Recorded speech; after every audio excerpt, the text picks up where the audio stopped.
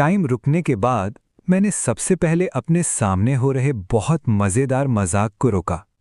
मैंने अपने पापी हाथ उसकी तरफ बढ़ाए, सिर्फ इसलिए क्योंकि इस दुनिया पर एक मुसीबत आ गई थी। लेकिन मुझे एक फीडिंग सिस्टम मिल गया। जब तक मैं बहुत खूबसूरत औरतों को खिलाता रहूंगा, मुझे कई इनाम मिल सकते थे। लेकिन मुझे उम्मीद नहीं थी कि मुझे दूध पिलाना भी गिना जाएगा। आह, और जोर से, थोड़ा और जोर से। इसी समय लड़कियों की डॉर्मेट्री के दरवाजे 308 के पीछे एक परी जैसी दिखने वाली लड़की जोश में चिल्ला रही थी। चुप रहो। परेशान और कंफ्यूज होकर मैं चिल्लाए बिना नहीं रह सका। वो लड़की और मैं अपने शरीर का इस्तेमाल करके दरवाजा बंद कर रहे थे, जबकि बाहर खूंखार औरतों का एक झुंड था। बड़े भाई, प्लीज रुको, मैं अभी मरना नहीं चाहती। मेरा तो कभी कोई बॉयफ्रेंड भी नहीं रहा। एक बहुत ही खूबसूरत लड़की जिसने कूल पिंक टैंक टॉप पहना हुआ था, अपने कंधे से दरवाजे को जोर से पकड़ रही थी। उसकी अंदर की आंखें चमक रही थीं जब उसने मुझे देखा। यार, तुम तो खुद को संभाल रही हो लड़की, मैंने सोचा। ये अजीब नज़ारा है। दरवाजे के बाहर कम से कम 1 दर्जन औरतें ज़ॉम्बी थीं और मैं पहले से ही पूरी ताकत से धक्का दे रहा था।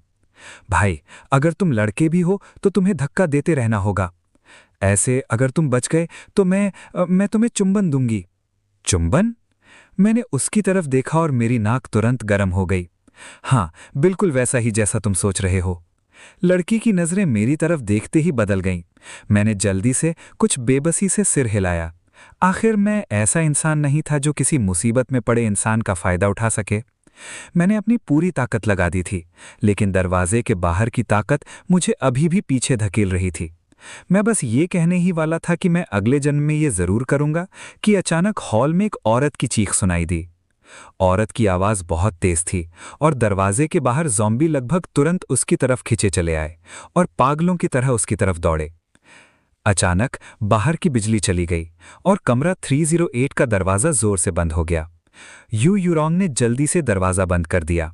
मैंने राहत की सांस ली। ये बहुत करीब आ गया था। एक ज़ॉम्बी लगभग अंदर आ ही गया था और मैं दिमागी तौर पर सबसे बुरे के लिए तैयार था। लेकिन वो फिर से जिंदा हो गया। जल्द ही बाहर की चीखें धीरे धीरे दर्दनाक चीखों में बदल गईं और यू यूरोंग का चेहरा पीला पड़ गया। 10 मिनट पहले मैंने इस विमेंस यूनिवर्सिटी में टेक आउट डिलीवर किया था, इस उसूल को मानते हुए कि कस्टमर किंग है और एक बुरा रिव्यू आपकी आधी जिंदगी ले जाएगा। ये ऑर्डर लेकर मैं सिक्योरिटी गार्ड की लाइन ऑफ फायर को पार करते हुए, गुजरती लड़कियों की घूरती नज़रों को झेलते हुए और स्टूडेंट अफेयर्स की महारानी का दबाव वाला माहौल झेलते हुए एक ही सांस में तीसरी मंजिल पर पहुंच गया। महिलाओं की यूनिवर्सिटी में टेक आउट आमतौर पर एंट्रेंस पर छोड़ दिया जाता है, लेकिन हमेशा कुछ लोग ऐसे होते थे जो इसे अंदर डिलीवर करवाने पर जोर देते थे। लेकिन अचानक जैसे ही मैं तीसरी मंजिल पर पहुंचा, पूरी दुनिया अंधेरे में डूब गई। जो फीमेल स्टूडेंट्स पहले कॉरिडोर में थीं, उन्होंने अचानक अपनी गर्दन, हाथ और पैर मरोड़ने शुरू कर दिए और फिर डरावनी दहाड़े मारने लगी। जब अंधेरा कम हुआ तो सभी कम कपड़ों में फीमेल ज़ॉम्बी मेरी तरफ देखने लगी। मैं तुरंत बगल वाली डॉर्मेट्री 308 के खुले दरवाजे में घुस गया और जैसे ही मैं उसे बंद करने वाला था, ये सुंदर लड़की दौड़ कर आई। मेरा दिल पिघल गया और मैंने उसे अंदर आने दिया, लेकिन बस 1-2 सेकंड में ज़ॉम्बी दौड़कर मेरे पास आईं। थैंक यू, यू यूरोंग ने कहा। उसका टेंशन कम करने के लिए उसकी छाती थपथपाते हुए मैंने हाथ हिलाया। क्या तुमने मुझे भी कांपने के लिए नहीं कहा था? हम बराबर हैं। यू यूरोंग के शब्द तीखे और साफ थे। उसके पीले चेहरे पर हल्की सी शर्म आ गई। मेरा नाम यू यूरोंग है। चिंता मत करो भाई, मैं अपनी बात रखती हूँ। तुमने मुझे 2 बार बचाया। पुराने जमाने में मुझे तुम्हें अपने शरीर से बदला देना पड़ता। मैं तुम्हारे लिए उसे बुलाऊंगी। वो एक ईमानदार इंसान है, अपनी बात की पक्की औरत है और वैसे भी अब तो कयामत आ गई है। यू यूरोंग को भी पक्का नहीं था कि वे कितने दिन जिएंगी और वो पछतावे के साथ मरना नहीं चाहती थी। वो आखिरकार इतनी खूबसूरत हो गई थी। औरत होने का अनुभव किए बिना मरना बहुत दुखद होगा। इस समय विमेंस यूनिवर्सिटी में पूरी तरह से अफरा तफरी मची हुई थी। यू यूरोंग और मैं अपने कमरे में थे और हमें आसपास की डॉर्मेट्री से हर तरह की डरावनी आवाजें आ रही थी। दुनिया नर्क जैसी लग रही थी और बाहर कॉरिडोर में लगातार ज़ॉम्बी के कदमों की आहट सुनाई दे रही थी। ज़ॉम्बी के बहुत दूर चले जाने के बाद ही यू यूरोंग और मैंने गहरी सांस लेने की हिम्मत की। अचानक एक अजीब सी आवाज आई और मैं आवाज के सोर्स को देखने के लिए मुड़ा। सॉरी, मैंने कल रात खाना नहीं नहीं खाया था। मैं आज ही उठी और नहाने वाली थी। कोई बात नहीं, मैं तुम्हें ट्रीट दूंगा। मैंने कमरे से निकलने के बाद दिए गए कई टेकआउट ऑर्डर के बारे में बताया। ऐसा नहीं था कि मैं दिल खोलकर बोल रहा था। मैंने नॉवल पढ़ा था, इस तरह का बेडरूम, कोई हैंगिंग नहीं, और इस डॉर्मेट्री में फंसा हुआ, बाहर हर जगह ज़ॉम्बी। मैं शायद इस लड़की के साथ मर जाऊंगा। यू यूरोंग ने गहरी सांस ली, एक टेकआउट उठाया और कहा, थैंक यू। पेट भरने के बाद मैं तुम्हें चिल कराऊंगी। मैंने जल्दी से यू यूरोंग के हाथ से टेकआउट छीन लिया। यू यूरोंग ने मुझे गलत और कंफ्यूज्ड एक्सप्रेशन से देखी। ये एक्स्ट्रा स्पाइसी है, वैसे भी हम मरने वाले हैं, मैं कुछ और रास्ते अपनाना चाहता हूँ। यू यूरोंग थोड़ा शर्मिंदा हुई। वो जो जिंदगी भर सिंगल रही, असल में समझ गई थी होस्ट बहुत दयालु है और यूमोये ने खुद को भूखी लड़की से सफलतापूर्वक जोड़ लिया है। होस्ट को एसएसएस लेवल की एबिलिटी टाइम स्टॉप को सफलतापूर्वक निकालने के लिए बधाई। हर बार जब होस्ट खुद को 5 स्टार टारगेट में फेंकता है, उसे एनर्जी मिलेगी। हर बार जब एनर्जी इस्तेमाल होती है, ये सिस्टम होस्ट की अपनी मेंटल ताकत पर निर्भर करता है, जो हर इस्तेमाल के साथ बढ़ती है जब तक समय हमेशा के लिए रुक नहीं जाता। System reward. यू यूरोंग गेम में एक कैरेक्टर को एक 5 स्टार लड़की फेंकना, जिससे 10 टाइम स्टॉप और 1000 क्यूबिक मीटर स्टोरेज स्पेस मिलता है। एक नया सिस्टम टास्क मिला है, फेंकने के लिए 24 घंटे के अंदर दूसरी 5 स्टार लड़की को ढूंढो। Task reward, infinite durability ammo, golden submachine gun 1। क्या तुम मानोगे? मान लो। मैंने एक्साइटेड होकर जवाब दिया। ये सिस्टम कमाल का है, ये समय रोक सकता है और जगह भी देता है। ये लगभग पक्का है। पिछली बार मैंने समय को स्टडी मटेरियल में रुकते देखा था। मैंने कभी नहीं सोचा था कि ये अब मेरे पास होगा। ये टास्क पूरा करने के बाद मुझे एक इन्फिनाइट ड्यूरेबिलिटी और इन्फिनाइट एमो सबमशीन गन मिलेगी, जिसे कोई हरा नहीं सकता। फिर मैंने सिस्टम पैनल खोला। होस्ट झाओ यी बाई, मुख्य क्षमता टाइम स्टॉप एसएसएस स्तर, चार्जेस 10, माध्यमिक क्षमता फेंकना, फेंकी गई प्रत्येक 5 स्टार लड़की के लिए 10 टाइम स्टॉप चार्ज। मिशन, एक स्थान सुरक्षित करने के लिए 24 घंटे के भीतर दूसरी 5 स्टार लड़की को ढूंढना। यू यूरोंग पास में खड़ी थी, उबले हुए बंस के छोटे छोटे निवाले खा रही थी। ऐसा नहीं था कि उसे भूख नहीं थी, बल्कि उसका मुंह सचमुच चेरी के समान था, इसलिए भूख लगने पर भी वो ज़्यादा नहीं खाती थी। ये काफ़ी लुभावना लग रहा था। मैंने अपनी इन्वेंट्री एक तरफ रख दी और उन जेड जैसे होंठों को देखा, तुरंत उत्साहित हो गया। यू यूरोंग ने ऊपर देखा और पाया कि मैं उसे घूर रहा हूँ। उसका चेहरा लाल हो गया था। उसने जल्दी से अपना सिर नीचे करते हुए कहा, मैं लगभग भर गई हूँ। बस मौत से बचने के बाद भी हमारे बीच एड्रेनलिन का जोश अभी भी था। यू यूरोंग ने जल्दी से बचे हुए बंस अपने मुंह में ठूस लिए, जिससे उसका छोटा सा मुंह एक प्यारे से छोटे हैमस्टर की तरह भूल गया। चलो शुरू करते हैं। उसने सिर्फ 3 छोटे स्टीम्ड बंस खाए।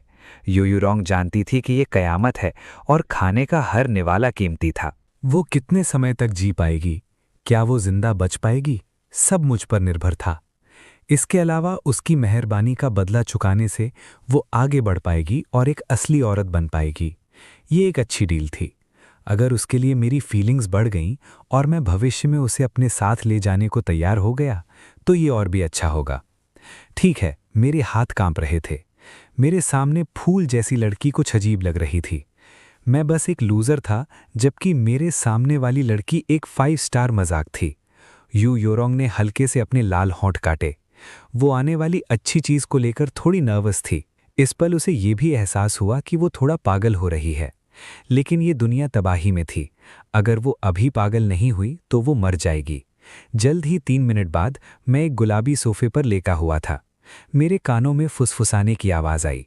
यू यूरोंग ने अपने होंठ भींच लिए और उसका सुंदर चेहरा इतना लाल था मानो उससे खून बहने वाला हो। सिस्टम रिवॉर्ड, 5 स्टार यू यूरोंग को खिलाना, दर्जनों बार समय रोकने की क्षमता हासिल करना। मैं अचानक सीधा हो गया। क्या ये ठीक है? मैंने सोचा। थोड़ी देर आराम करने के बाद मैंने डॉर्म रूम में चारों ओर देखा। जो अलग अलग कपड़े कभी मुझे अच्छे लगते थे, अब बिल्कुल भी दिलचस्प नहीं लग रहे थे। तबाही में सबसे ज़रूरी क्या है?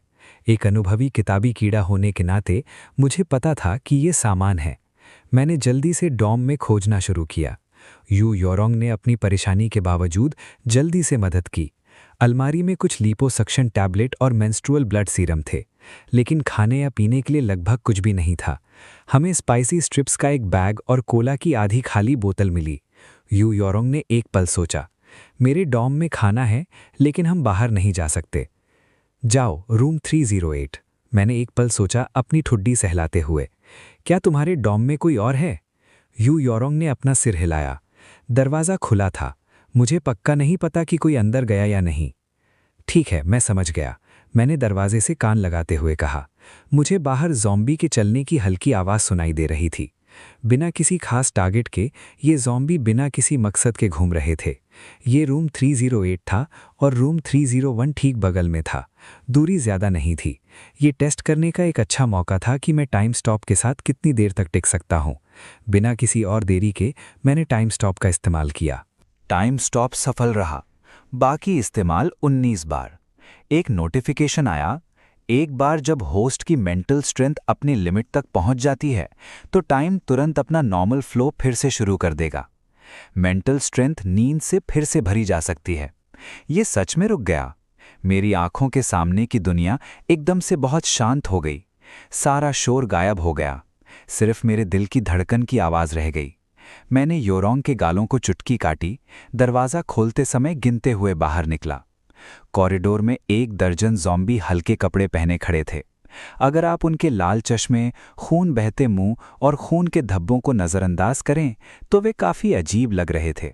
हाँ, मैं क्या सोच रहा हूँ? मैंने अपना सिर हिलाया, फिर तेज़ी से 310 की तरफ चला गया। डॉर्मेट्री का दरवाज़ा हल्के से धक्का देने पर आसानी से खुल गया, लेकिन सिस्टम ने अचानक बीप किया, जिससे 4 स्टार गोल्ड लेवल की लड़की चैन जुएरू की मौजूदगी का पता चला। वाह, कितनी गोरी! मेरी आंखों को यकीन नहीं हुआ। ये साफ था कि ये लड़की चैन जुएरू बहुत देर से इसे रोके हुए थी। इस बिना टॉयलेट वाली डॉर्मेट्री में दरवाजे के सामने एक बेसिन में पेशाब कर रही थी। मेरे टाइम स्टॉप फंक्शन ने इस सीन को समय में फ्रीज कर दिया था। मैंने जल्दी से अपना गला साफ किया। मैं एक जेंटलमैन हूं, मैंने ये जानबूझकर नहीं देखा। मुझे दराजों में खोजने की जरूरत नहीं थी। लड़की ने साफ तौर पर यह पहले ही कर लिया था। सभी कैबिनेट के दरवाजे खुले थे और उसका सामान बालकनी में उसके बिस्तर के पास टेबल पर रखा था। Instant noodles, snail rice noodles और सॉसेज के अलग अलग पैकेट। उसने मिनरल वाटर की 5 लीटर की बोतल का 8वां हिस्सा ही पिया था। स्कूल की सुंदरी का डॉर्मेट्री सच में अलग था। कमरे से बहुत अच्छी खुशबू आ रही थी। मुझे यू योरोंग की शक्ल याद आई और मैंने जल्दी से उसका बिस्तर ढूंढ लिया। योरोंग की बेवकूफ़ी सच में मशहूर थी। बिस्तर के पास लटके कवर देखकर ही मुझे पता चल गया था कि यहाँ जो सामान है वो मेरे 3-4 दिन के खाने के लिए काफ़ी है। लेकिन अगर मैं सब ले लेता तो चैन जुएरू नाम की इस लड़की के लिए मुश्किल होती। बेशक मैं अभी भी इंसान नहीं बन सकता था। शायद मुझे आधा ले लेना चाहिए। आखिर हम अभी अभी दुनिया में आए हैं और मुझे अभी भी इंसान ही माना जाता है। आमतौर पर मैं रिसोर्स ढूंढने वाला टाइप का हूँ, लेकिन किसी की लाइफलाइन काटना अभी भी थोड़ा गलत लगता है। लेकिन तभी मुझे लगा, मेरी आंखें धुंधली हो गईं और मेरा दिमाग धुंधला लगने लगा। मैं अपनी मेंटल लिमिट के करीब पहुंच रहा था। ये महसूस करते हुए कि अब वापस मुड़ने में बहुत देर हो चुकी है, मैं छिपने के लिए बालकनी में भागा। तुम्हारी मेंटल एनर्जी खत्म हो गई है, समय रुक गया है। जैसे ही समय फिर से अपनी रफ्तार पर लौटता है, दुनिया अपनी पुरानी रौनक पर लौट आती है। चेन जुएरू ने इस मामले को सुलझाते हुए एक आरामदायक सांस ली। फिर उसने यू योरोंग के बिस्तर की तरफ देखा। यू योरोंग, तुम हमेशा मुझे नीची नज़र से देखती हो। तुम मुझसे ज़्यादा सुंदर हो, तुम्हारा फिगर अच्छा है और तुम्हारा परिवार ज़्यादा अमीर है। अब तो दुनिया खत्म होने वाली है। लो, कुछ गरम पी लो। चेन जुएरू शैतानी मुस्कान के साथ बोली, जैसे अपना गुस्सा निकाल रही हो। बेसिन में जो कुछ भी था वो यू योरोंग के बिस्तर पर गिर गया। एक बार बेदाग बिस्तर को पीला भूरा होते देखकर चेन जुएरू खुशी से हंस पड़ी। अचानक बाहर से ज़ॉम्बी की दहाड़ सुनाई दी। चेन जुएरू की मुस्कान गायब हो गई और उसने जल्दी से अपनी आवाज़ धीमी कर ली। सुंदर होने का क्या फ़ायदा? इस दुनिया खत्म होने में हम फिर भी मरते हैं। मैं अगले 310 जन्मों में सबसे सुंदर औरत बनूंगी। बेवकूफ़! वो इतनी गुस्से में थी कि श्राप देना चाहती थी। अगर वो नहीं आती तो ये औरत खुद को घिनौना बना लेती। अब उसने हर जगह गंदगी कर दी थी, लेकिन उसे अभी भी इसी कमरे में रहना था। होस्ट को पहली बार टाइम स्टॉप एबिलिटी इस्तेमाल करने के लिए बधाई। इनाम, मेंटल एनर्जी रिकवरी पिल। मेंटल एनर्जी रिकवरी पिल इस्तेमाल करने से मेंटल एनर्जी अपने पीक स्टेट में वापस आ सकती है। मैंने तुरंत जाने का फैसला किया। आखिर यू योरोंग ने मेरी मदद की। आज के समाज में बचना एक बहुत कम मिलने वाली और तारीफ के काबिल बात है। इसके अलावा पहले उसके साथ रहने की वजह से मुझे उससे थोड़ा लगाव हो गया था और मैं चेन जुएरू का घमंड बर्दाश्त नहीं कर सकता था। इसलिए मैंने एक पिल निगल ली, जिससे मेरे दिमाग में तुरंत एक नए इंजन की तरह एनर्जी भर गई। मेरे विचार 8 सिलेंडर इंजन की तरह दौड़ने लगे। सारी मेंटल थकान गायब हो गई। तुम यू यूरोंग के साथ बदतमीजी कर रही हो, इसलिए मुझे भी तुम्हारे साथ बदतमीजी करने का इल्जाम मत दो। शोर सुनकर चेन जुएरू ने जल्दी से देखा। मैंने बालकनी की तरफ देखा, लेकिन मैंने पहले ही टाइम स्टॉप इस्तेमाल कर लिया था। चेन जुएरू ने देखा भी नहीं था कि वो तुरंत अपनी जगह पर जम गई। मैं सीधे उसके पास गया और इस बार मैं ठीक से पेश नहीं आया। मैंने टेबल पर रखी सारी चीज़ें अपने सिस्टम स्पेस में पैक की और चला गया। मुझे अब भी थोड़ा अच्छा नहीं लग रहा था। मैंने अनजाने में इधर उधर देखा, फिर कई खटखट की आवाज़ें आईं। मैंने जल्दी से कई डॉर्म रूम ढूंढे और मुझे बहुत सारा खाना और पानी मिला, साथ ही कुछ बेसिक बुखार कम करने वाली दवाएं भी मिली। टाइम स्टॉप खत्म होने से पहले मैं जल्दी से 308 पर वापस भागा। इस बार मैंने टाइम स्टॉप खत्म करने से पहले अपनी मेंटल एनर्जी पूरी तरह खत्म होने का इंतजार नहीं किया। इस समय यू यूरोंग मुझे ढूंढने के लिए पागलों की तरह घूम रही थी। उसने मुझे अचानक अपने सामने आते देखी और अपने आप वो चीखने वाली थी। मैंने जल्दी से उसका मुंह बंद कर दिया, ध्यान से देखते हुए कहा, श्श, आवाज मत करो। यू यूरोंग को एहसास हुआ कि क्या हो रहा है। उसने सिर हिलाया। मैंने धीरे से अपना हाथ छोड़ा और फिर यू यूरोंग ने खुद को मेरी बाहों में फेंक दिया। अपना सिर मेरी छाती में दबा लिया और धीरे धीरे रोने लगी। तुम्हें पता नहीं है, जब मैं तुम्हें नहीं ढूंढ पाई तो मैं कितना डर गई थी। ये ऐसा था जैसे कोई पटाखा फट गया हो। मैं बहुत शर्मिंदा था। मेरा पूरा शरीर कांप रहा था। एक लड़की के बालों की खुशबू मेरे नथनों में भर गई। इतनी खूबसूरत लड़की को अपनी बाहों में रोता देखकर मेरा सिर हल्का हो गया। अचानक मुझे ये एहसास अच्छा लगा। तुम बहुत ज्यादा घबरा रही थी। मैं पूरे समय यही था। मैंने उसे शांत करने के लिए हाथ बढ़ाते हुए कहा। लड़की ने उसे कमर से कसकर गले लगा लिया, जिससे उसे ज्यादा सुरक्षा का एहसास हुआ। हाँ, ये अच्छा है कि तुम यहाँ हो। यू यूरोंग समझ नहीं पा रही थी कि मैं क्यों गायब हो गया था और फिर अचानक वापस आ गया। लेकिन वो एक स्मार्ट लड़की थी। अगर उसे समझ नहीं आता तो वो इसके बारे में सोचती भी नहीं। ओह हाँ, मेरा फोन अभी बजा। स्कूल ग्रुप एक्टिव मेंबर्स की गिनती कर रहा है। सभी को सेल्फ रेस्क्यू के लिए एक साथ लाने की कोशिश कर रहा है। सेल्फ रेस्क्यू, ये तो बहुत बढ़िया है। ये थोड़ा दिखावा था। सच कहूं तो मैं यहां से जाना नहीं चाहता था। इस गर्ल्स डॉर्मेट्री में रहना स्वर्ग में रहने जैसा था। मैं समय रोक सकता था। समय के रुकने के उन कुछ मिनटों में मैं लगभग एक भगवान था। जो कुछ भी करना चाहता था कर सकता था। लेकिन फिर मुझे अचानक मिशन याद आ गया। वैसे क्या यहाँ कोई और लड़की है जो तुम्हारी तरह सुंदर हो? हाँ। यू यूरोंग को समझ नहीं आया मैंने ऐसा क्यों पूछा, लेकिन फिर भी उसने ईमानदारी से जवाब दिया। चौथी मंजिल पर वांग वईवई इस साल की कैंपस बैली थी, लेकिन मुझे नहीं पता कि वो अभी भी जिंदा है या नहीं। तभी यू यूरोंग का फोन वाइब्रेट हुआ। कॉलेज ग्रुप चैट में एक मैसेज आया। वांग वईवई, क्लास ऑफ 2025, हेल्प। क्या कोई मेरी मदद कर सकता है? मेरी सबसे अच्छी दोस्त को खरोच लग गई है और उसे तेज बुखार है। क्या किसी के पास दवा है? क्या किसी के पास दवा है? मेरे पास है, लेकिन बुखार कम करने वाली दवाएं ज़ॉम्बी की खरोचों पर काम नहीं करती। नई कैंपस बेली वांग वईवई के मैसेज के साथ पहले शांत कॉलेज ग्रुप चैट में हलचल मच गई। यू यूरोंग का फोन भी तेजी से वाइब्रेट हुआ। वांग वईवई, क्लास ऑफ 2025, मेरी सबसे अच्छी दोस्त यू इंग पकड़ी गई। वो मेरी सबसे अच्छी दोस्त है। कौन मुझे बुखार कम करने वाली दवा ला कर दे सकता है? मैं उसे 1 मिलियन युआन दूंगी और मैं उसकी एक और शर्त मानूंगी। उसी समय मैंने यू यूरोंग के फोन से वांग वईवई को एक प्राइवेट मैसेज भेजा। मेरे पास बुखार कम करने वाली दवा है। सच में? सिस्टर रोंग, क्या तुम मेरे लिए ला सकती हो? अगर तुम 10 मिनट के अंदर ला दोगी तो मैं और 1 मिलियन युआन दूंगी। वैनियान और मैं सोचने लगे। मैं कोई भोली इंसान नहीं हूं। एक लड़की के लिए अपनी सबसे अच्छी दोस्त के लिए इतनी दूर जाना नामुमकिन है। भले ही पैसे को नज़रअंदाज करने से वो बेकार हो जाएं, कौन जानता है कि वो नज़रअंदाज कब तक चल सकता है। तो सब सिर्फ एक है। जिस इंसान को खरोंच आई है वो शायद कोई और है। लेकिन मैंने फिर भी मैसेज से जवाब दिया। आप किस डॉम में हैं? 401, 4थी मंजिल, सीढ़ियों पर पहला कमरा। अगर आप सच में आ सकते हैं तो आपकी बहुत मेहरबानी होगी। बहुत बहुत धन्यवाद। 2 मिलियन। आप एक और शर्त रख सकते हैं, मैं उसे पूरा करने के लिए कुछ भी करूंगी, बस जल्दी करें। मैंने ठीक है कहकर जवाब दिया। इसके बाद मैंने गहरी सांस ली। लगता है मुझे वहां ऊपर जाना होगा। अगर सच में वांग वई को पकड़ी गई है तो मुझे उसे ज़ॉम्बी बनने से पहले पकड़ना होगा। ये मेरे गोल्डन यूसी के बारे में है। उसके जैसी खूबसूरत दूसरी 5 स्टार लड़की ढूंढना बहुत मुश्किल होगा। मैं आपको दवा पहुंचाने के लिए एक मैसेंजर भेजूंगा। ये अगली ग्रुप से है। अगर आप सच में ऊपर जाना चाहते हैं तो यू योरोंग ने चैट कंटेंट देखा और मेरा हाथ कसकर पकड़ लिया।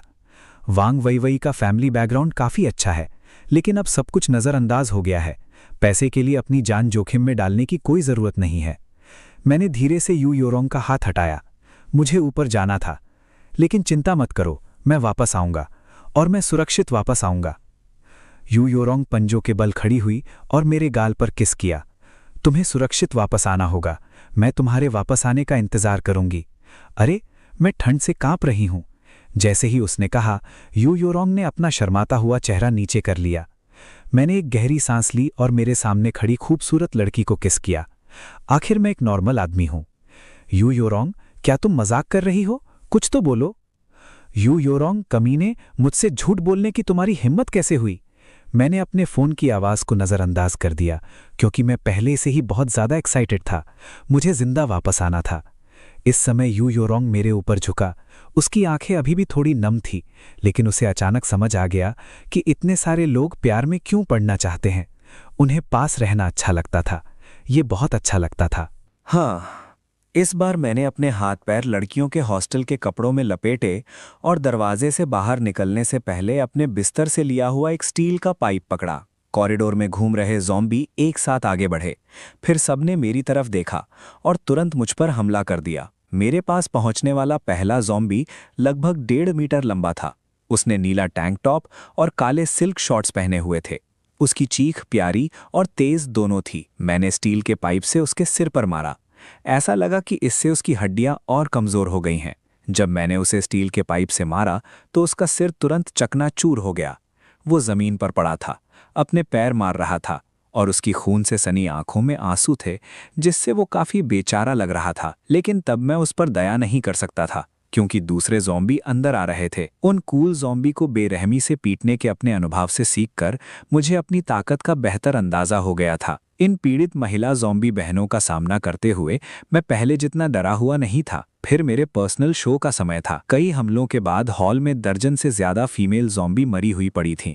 किस्मत से इस गर्ल्स स्कूल में फंसी ये नाजुक और प्यारी लड़कियां ज़ॉम्बी बनने के बाद भी कमज़ोर और बेबस थीं। वे सभी काफ़ी अट्रैक्टिव थीं, जिससे मेरे लिए उन पर जोर से हमला करना मुश्किल हो रहा था। हालांकि मैंने देर करने की हिम्मत नहीं की और चौथी मंजिल पर दौड़ा। हैरानी की बात यह है कि चौथी मंजिल के कॉरिडोर में 20 से ज़्यादा ज़ॉम्बी थे। मैंने जोर से निगला, डर से नहीं, बल्कि इसलिए क्योंकि मैंने एक बहुत ही शानदार ज़ॉम्बी देखा। ये लड़की पहले देवी हुआ करती थी, लेकिन अब वो एक चलती फिरती लाश थी। जब मैं उसे देख रहा था, मेरे पैर तेजी से चल रहे थे। अपने सामने ज़ॉम्बी को गिराने के बाद मैं कमरा 401 के दरवाजे पर दौड़ा और उस पर कुछ बार जोर से खटखटाया। अगली ग्रुप डिलीवरी आ गई है, मैं चिल्लाया। फिर एक पल के लिए रुका। ये मेरी प्रोफेशनल आदत थी जो काम कर रही थी। ये बस निकल गई। जितनी देर में दरवाज़ा खटखटा रहा था, उतनी ही देर में ज़ॉम्बी का एक झुंड मेरे सामने जमा हो गया था। बदसूरत लोगों को देखकर मैंने स्टील का पाइप उठाया और उनके सिर पर मार दिया। सुंदर लोगों को देखकर मैंने अपने बाएं हाथ का इस्तेमाल किया। अब मैं फीमेल ज़ॉम्बी की इज्जत भी नहीं कर सकता। ये तो होना ही है कि मैं उन जगहों को छूऊंगा जहां मुझे नहीं छूना चाहिए। जैसे ही मैं ज़ॉम्बी से निपटने पर फोकस कर रहा था, अगली ग्रुप डिलीवरी के बारे में मेरे कमेंट की वजह से पूरी चौथी मंजिल पर बचे हुए लोग हैरान रह गए। ये बहुत अजीब था और हर जगह ज़ॉम्बी होने के बावजूद एक डिलीवरी वाला खाना डिलीवर कर रहा था। इस बीच डॉर्मेट्री 401 में वांग वई एक लड़की के सामने घुटनों के बल बैठकर रो रही थी। ग्रुप चैट में मैसेज पोस्ट करने के बाद कई लोगों ने उसे प्राइवेट में मैसेज किए, लेकिन उन सभी ने उसकी बेइज्जती की और उसका मजाक उड़ाया। एकमात्र सच्चा दोस्त आसानी से बेवकूफ़ बन गया। उसने कहा कि वो अगली ग्रुप से इसे डिलीवर करवाएगा। इस समय कौन ऑर्डर एक्सेप्ट करेगा? धीरे धीरे वांग वई हताश हो गई। वाह किकी, मैं क्या करूं? मुझे दवा नहीं मिल रही है। मैं तुम्हें कैसे बचा सकती हूं? लड़की चैन की जमीन पर कंबल पर लेटी थी। उसका पीला चेहरा पसीने से लथपथ था। वो आधी बेहोशी की हालत में थी। खून बहना रोकने के लिए उसकी गर्दन पर पट्टी बंधी थी। वैंग वेइवेई वहाँ एक फर्स्ट एड किट थी और उन्होंने चैन की के घाव पहले ही साफ कर दिए थे, खून बहना रोक दिया था और सूजन कम कर दी थी। लेकिन बदकिस्मती से वे सभी बुखार कम करने वाली दवाएं जो वे आमतौर पर इस्तेमाल करते थे उसके क्लासमेट्स ने छोड़ दी थीं। अरे वेइवेई भागो! चैन की का मुंह धीरे धीरे हिला। वैंग वेइवेई ने जल्दी से अपना कान पास किया और शब्द सुने। वैंग वेइवेई फिर से फूट फूट कर रोने लगा। किकी, ये सब मेरी गलती है। मुझे बचाते हुए तुम्हें खरोच लग गई। अगर तुम मर गई तो मैं भी नहीं जीऊंगी। हालांकि उसी पल बाहर अफरा तफरी मच गई। न केवल एक मातमी की गुस्सैल दहाड़े सुनाई दे रही थी, बल्कि लड़ाई की आवाज़ें भी आ रही थीं। वैंग वेइवेई ने जल्दी से अपनी आस्तीन से आंसू पोंछे, एक तेज फल काटने वाला चाकू पकड़ा और दौड़ कर गई। कमरे के दरवाजे के पीछे अचानक दस्तक हुई, जिससे वैंग वेइवेई की पुतलियां सिकुड़ गईं। फिर एक आदमी चिल्लाया, अगली ग्रुप की डिलीवरी आ गई है। वैंग वेइवेई वहीं जम गई। यू योरोंग झूठ नहीं रही थी। अगली ग्रुप के एक डिलीवरी वाले ने सच में ऑर्डर दिया था। वैंग वेइवेई घबराई नहीं। वो झांक कर देखी, दांत पीस कर देखी और मौके का फायदा उठाई। उसने दरवाज़ा आधा खोला और चिल्लाई, जल्दी अंदर आओ, 5 स्टार्स।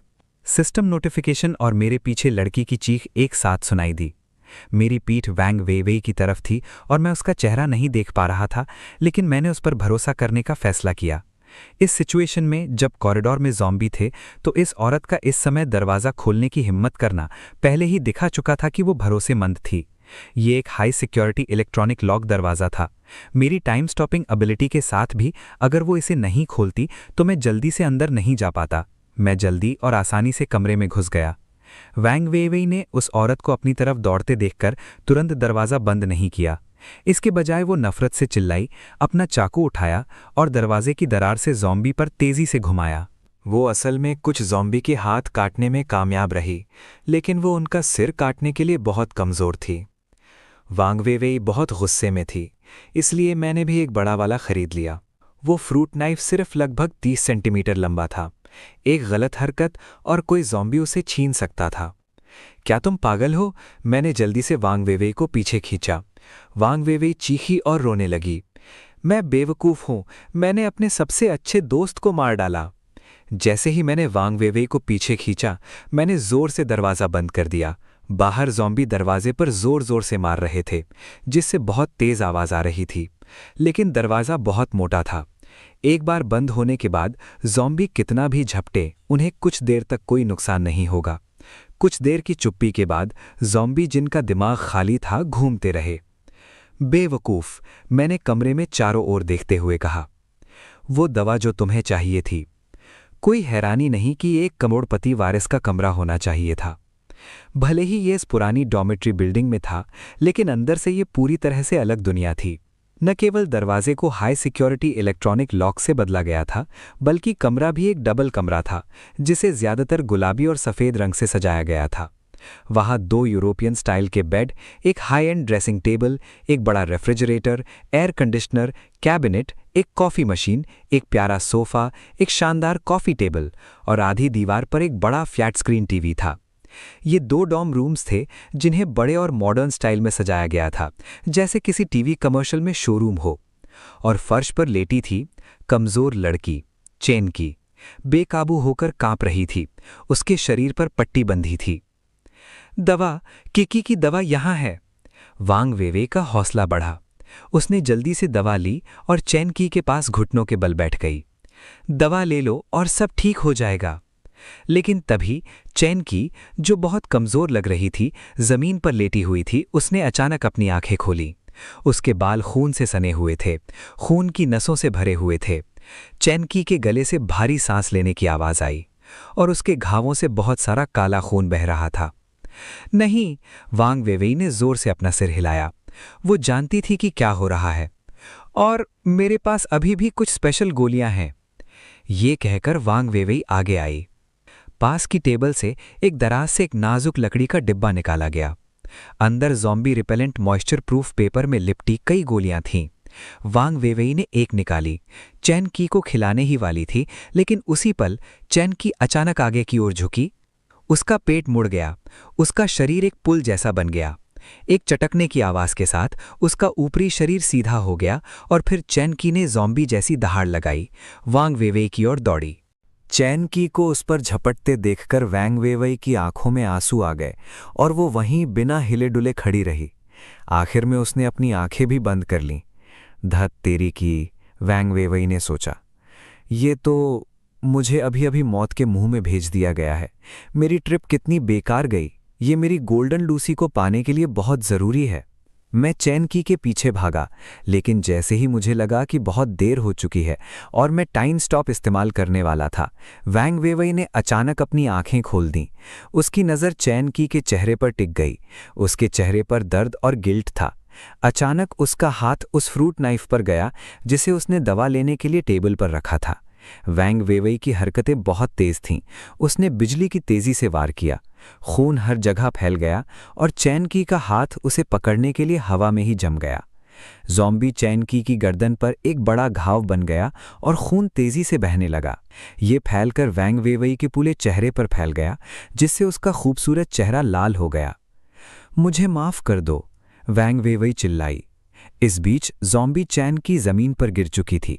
उसने अभी अभी अपना अंडरकवर काम खत्म किया था और उसकी चोटें उसे मारने के लिए काफ़ी थीं। मैंने राहत की सांस ली और साथ ही मुझे वांग वेइवेई के लिए थोड़ी और तारीफ महसूस हुई। कोई हैरानी नहीं कि वो एक अमीर लड़की है। ज़रूरत पड़ने पर वो बेरहम हो सकती है। थोड़ी देर रोने के बाद वांग वेइवेई ने आखिरकार मेरी तरफ देखा। वापस जाओ और यू योरोंग से कहो कि वो दवा के लिए उसका धन्यवाद दे। मैं उसे 2 मिलियन दूंगी। वो अपनी कोई भी शर्त बता सकती है। दवा मेरी है। मैंने तुमसे संपर्क करने के लिए उसके फ़ोन का इस्तेमाल किया। वो और मैं दोस्त हैं। मेरी आंखें थोड़ी सिकुड़ गईं। कोई हैरानी नहीं कि इस समय एक डिलीवरी वाला आदमी दवा पहुंचाने में मदद कर रहा था। तुम्हें क्या चाहिए? मुझे तुम चाहिए? नामुमकिन। वांग वेइवेई ने मेरी बात पूरी होने से पहले ही मना कर दिया। चाकू को कसकर पकड़ लिया। उसकी नज़रें खतरनाक हो गईं। मेरा एक मंगेतर है। वो ऊंचे दर्जे का है, समाज के निचले तबके के तुम जैसे आम लोगों की सोच से भी परे। मुसीबत मत ढूंढो। मैं कहने वाला था कि मैं चाहता हूं कि तुम कुछ खाओ और इससे मेरा मिशन पूरा हो जाएगा, लेकिन इस सुंदर लड़की की सच्ची बातों ने मुझे गुस्सा दिला दिया। मैंने कंधे उचका दिए। तुमने मुझसे एक शर्त रखने को कही थी और तुम अपनी बात से मुकर रही हो।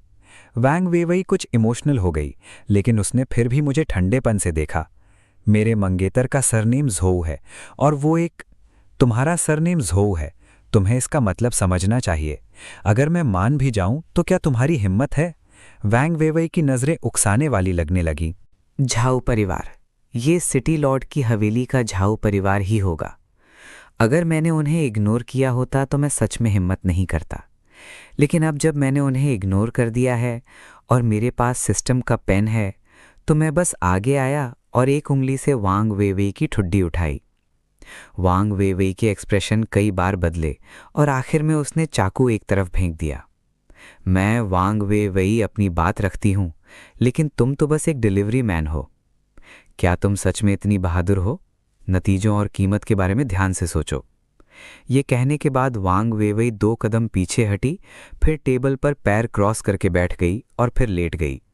वांग वेइवेई की उकसाने वाली नज़र और घमंडी रवैये ने मेरी बेकार की इज्जत को पूरी तरह से जला दिया। वांग वेइवेई की सोच सीधी थी।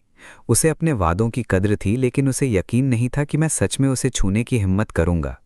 अगर मैंने कर भी लिया तो ठीक है, उसने जो कहा उसका मतलब वही था। इस समय वांग वेइवेई ने अपनी मुट्ठियां भींच लीं। उसे उम्मीद नहीं थी कि मैं सच में हिम्मत करूंगा। वांग वेइवेई ने दांत पीस लिए और 20 मिनट तक सहती रही, जब तक कि तूफान आखिरकार थम नहीं गया। मैं गुस्से से भरा हुआ था, इसलिए मैंने कोई रहम नहीं दिखाया। नतीजा काफी बड़ा था। मैं अपनी बात का पक्का हूं। वांग वेइवेई ने अपनी आंखें बंद कर लीं। मेरी तरफ देखने की हिम्मत नहीं हुई। हाँ, तुम कर सकते हो। मैंने सिर हिलाया। मैंने फिर से खुद को लपेट लिया। बधाई हो होस्ट, मिशन पूरा हुआ। तय समय में तुमने 5 स्टार टारगेट के तौर पर दूसरी जगह हासिल की। मिशन का इनाम एक सब मशीन गन जिसमें अनलिमिटेड ड्यूरेबिलिटी और अनलिमिटेड एमो है और 28 चार्ज बचे हैं। एक के बाद एक सिस्टम के 3 नोटिफिकेशन बजने लगे। मेरा मिशन पूरा हो गया है, अब जाने का समय है। प्लम ब्लॉसम को देखकर मुझे पछतावा हुआ। ऐसा लगा कि मैंने वांग वेवई पर बहुत ज़्यादा सख्ती की। तुम अभी से जा रहे हो? वांग वेवई थोड़ी जलन में टेबल पर झुककर बैठ गई। अगर मैं नहीं गया तो क्या तुम मुझे खाना खिलाओगी? मैंने अभी शर्तें रखी हैं और तुमने मान लिया। ये कहने के बाद मैंने दरवाज़ा खोला। मैं कमरा 401 से गुस्से से बाहर निकल गया। वांग वेवई थोड़ा परेशान थी। चीज़ें सच में वैसी ही थीं जैसा मैंने बताया था, लेकिन मैं उसका पहला आदमी था। वांग वेवई को गुस्सा और पछतावा दोनों महसूस हुआ। उसने इतनी आसानी से खुद को मुझे सौंप दिया था और फिर बिना कुछ कहे चला गया। ये बहुत बेरहमी थी। सावधान, वांग वेइवेई ने बुदबुदाते हुए गालियों की झड़ी लगा दी, लेकिन आखिर में जो उसके मुंह से निकला वो एक आशीर्वाद था जिसे सिर्फ वही सुन सकता था। धत तेरी की। कमरे से बाहर भागकर मैंने अपने पीछे दरवाज़ा बंद कर लिया। अब मुझे घमंडी वांग वेइवेई का सामना नहीं करना था। मैंने जल्दी से अपनी पीठ के निचले हिस्से को संभाला। उसमें दर्द हो रहा था। शुक्र है मेरी पहले यू रोंग से एक छोटी सी मुलाकात हो चुकी थी, इसीलिए मैंने इतनी जोर से अपनी आंसर शीट दे दी। उसी समय हॉल में घूम रहे ज़ॉम्बी ने मुझे देखा और मुझ पर झपट पड़े, लेकिन इस बार मैंने बिना किसी हिचकिचाहट के, बिना किसी शक के उन्हें एक एक करके चकनाचूर कर दिया। वांग वेइवेई के मजाक की तुलना में और अब जब मैं एक ज्ञानी हूं तो अच्छे दिखने वाले ज़ॉम्बी का भी सिर स्टील के पाइप से असंतुलित हो जाएगा। जहां तक सब मशीन गन की बात है जो मुझे अभी मिली है, मैं उसे एक तुरुप के पत्ते की तरह रखने और अभी उसे दिखाने का प्लान नहीं बना रहा हूं। आखिर लोग मतलबी होते हैं। अगर मैं यहां से सारे ज़ॉम्बी हटा दूंगा तो मैं इस लड़कियों की डॉर्मिटरी के लिए बेकार हो जाऊंगा। हालांकि आखिर में सारे ज़ॉम्बी खत्म हो जाएंगे, फिर भी मैं यहां मज़े करना चाहता हूं। कुछ दिनों बाद मैं जल्दी से तीसरी मंजिल पर लौटा। अपने रास्ते में खड़े कई ज़ॉम्बी को लात मारकर भगाया और डॉर्मिटरी 308 के दरवाजे पर पहुंचा। मैं वापस आ गया था। मैंने 2 बार खटखटाया, फिर ज़ॉम्बी का सामना करने के लिए मुड़ा। मैं उनके सामने डरपोक और झिझकने वाली से पूरी तरह से आराम में आ गया था। इन कूल फीमेल ज़ॉम्बी को देखकर अब मुझे डर नहीं लग रहा था। मैंने दरवाज़ा खोला और मेरे पीछे वाले कमरे से यू रोंग की आवाज़ आई। फिर दरवाज़ा जल्दी से खुल गया। पीछा कर रहे ज़ॉम्बी को स्टील पाइप से मारने के बाद मैं डॉर्मिटरी में वापस चला गया और दरवाज़ा बंद कर लिया। मैं इतने खून से लथपथ क्यों हूं? यू रोंग ने चिंता से मेरी तरफ देखा। फिर मैंने अपने कपड़ों से कपड़े उतार दिए। वे मेरे नहीं थे। यू रोंग की चिंता भरी नज़रों को देखकर मेरा दिल खुश हो गया। यू रोंग ने मुझे ध्यान से चेक किया और जब ये पक्का हो गया कि मुझे चोट नहीं लगी है तभी वो शांत हुई। वैसे ली यू ने कहा वो डॉर्मिटरी के सबसे पास वाले सुपरमार्केट में भागने का प्लान कर रही है। क्या हम शामिल होना चाहेंगे? क्योंकि तुम वापस नहीं आए थे इसलिए मैंने कोई जवाब नहीं दिया। भागना? मैं खिड़की के पास गया। बाहर धूप तेज थी और लड़कियों की डॉर्मिटरी के बाहर 70 से 80 ज़ॉम्बी घूम रहे थे। दोपहर में तबाही आ गई थी। ज़्यादातर लोग कैफेटेरिया चले गए थे। सुपरमार्केट में बहुत सारा सामान था, लेकिन रिस्क बहुत ज़्यादा था। इसलिए मैं यू रोंग की तरफ देखने के लिए मुड़ा। मेरी बात सुनो, ठीक है? यू रोंग ने बिना किसी हिचकिचाहट के सिर हिलाया। हाँ, तुम्हारे बिना मैं बहुत पहले ही ज़ॉम्बी बन गया होता। फिर हम हिस्सा नहीं लेंगे, ठीक है? यू रोंग ने मैसेज का जवाब देने के लिए अपना फ़ोन उठाते हुए कहा। हालांकि उसका फ़ोन पहले बजा, जिसमें वांग वेइवेई का मैसेज था। कंटेंट देखकर यू रोंग तुरंत हैरान रह गई। आज रात मुझे ले जाने के लिए एक हेलीकॉप्टर आएगा। मैं तुम्हें 2 सीटें दूंगी। ली यू की बात मत सुनना। आज रात तक जिंदा रहना। जैसा कि वांग वेइवेई से उम्मीद थी, यू रोंग ने उत्साह से अपना चेहरा रगड़ते हुए कहा, मेरे हाव भाव थोड़े अजीब हैं। इस औरत का क्या मतलब है? क्या वन नाइट स्टैंड के बाद उनके मन में एक दूसरे के लिए फीलिंग्स आ गईं? चलो उसके साथ चलते हैं। यू रोंग ने फिर मेरी तरफ देखा। मैंने अपनी ठुड्डी सहलाई। सोचा, अगर तुम जाना चाहते हो तो जा सकते हो, उसने कहा। मुझे थोड़ा बुरा लगा। वांग वेइवेई के साथ जो हुआ उसके बाद अगर मैं उस हेलीकॉप्टर से जाता जिसने वांग वेइवेई को बचाया था तो मेरा भविष्य आसान नहीं होता। मैं समझती हूँ, यू रोंग ने तुरंत जवाब दिया। आपकी मेहरबानी के लिए धन्यवाद, लेकिन हम आपको परेशान नहीं करेंगे। ये जाने का मौका है और तुम इसे ऐसे ही छोड़ रहे हो। मैं यू रोंग के फैसले से हैरान था। कोई और होता तो जाने के लिए बेचैन हो जाता। यू रोंग के गाल लाल हो गए थे। अगर तुम नहीं जाओगे तो मैं भी नहीं जाऊंगी। मुझे तभी सुकून मिलता है जब मैं तुम्हारे साथ होती हूँ, उसने कहा। मैं भावुक हो गया और तुरंत उसे कसकर गले लगा लिया। मैंने यू रोंग को गले लगाया और यू रोंग ने एक आज्ञाकारी छोटी पत्नी की तरह मेरा साथ दिया। बाहर डरावने ज़ॉम्बी घूम रहे थे, जबकि अंदर लड़ाई चल रही थी। मुझे जो मैसेज मिला उसमें हम शब्द था। वांग वई के खून से सने हाथों ने चाकू को कसकर पकड़ लिया। उसके दिल में कड़वाहट की एक टीस दौड़ गई। ठीक है, मैं नहीं जाऊंगी। इससे अच्छा होगा कि ज़ॉम्बी मुझे खा जाएं। मेरी जवानी की गलतियां कभी अच्छी नहीं होती। उसने यू योरोंग को बड़े दिल से एक पद दिया था और फिर भी उसे जाने देने में वो अब भी इतनी हिचकिचाती हुई लग रही थी।